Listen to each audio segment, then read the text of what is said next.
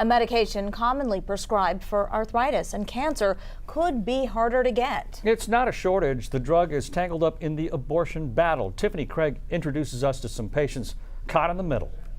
Nora Wise has been living with a rare autoimmune disease that causes inflammation in her bones.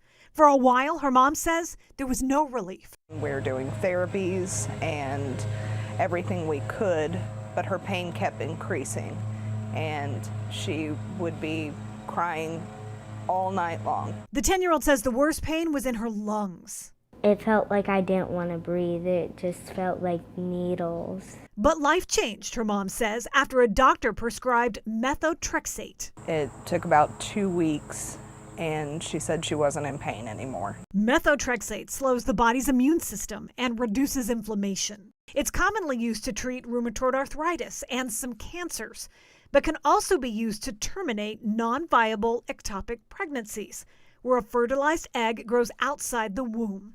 Since the Supreme Court decision that overturned Roe v. Wade, some women report trouble getting the medication by pharmacists concerned they could be held responsible for aiding an abortion. As soon as I started hearing about women in other states having this issue, I started asking the question, is this going to be a problem? Annie England Noblin is a long-term user of Methotrexate for rheumatoid arthritis, but says a pharmacy recently put her refill on hold.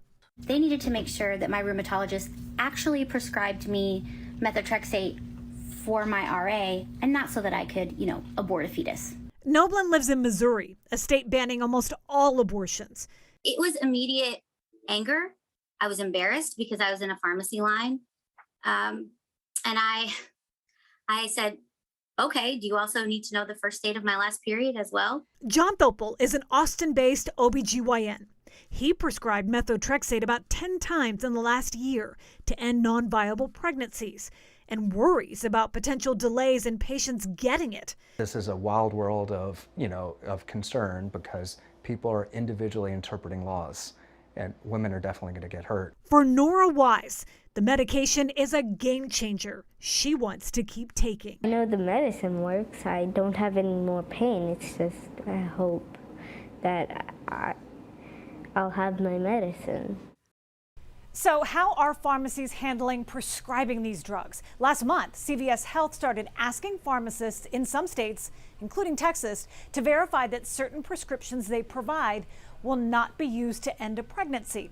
We reached out to a few other pharmacies with that same question. You can read the responses now online at khou.com. Rika? Tiff, thank you.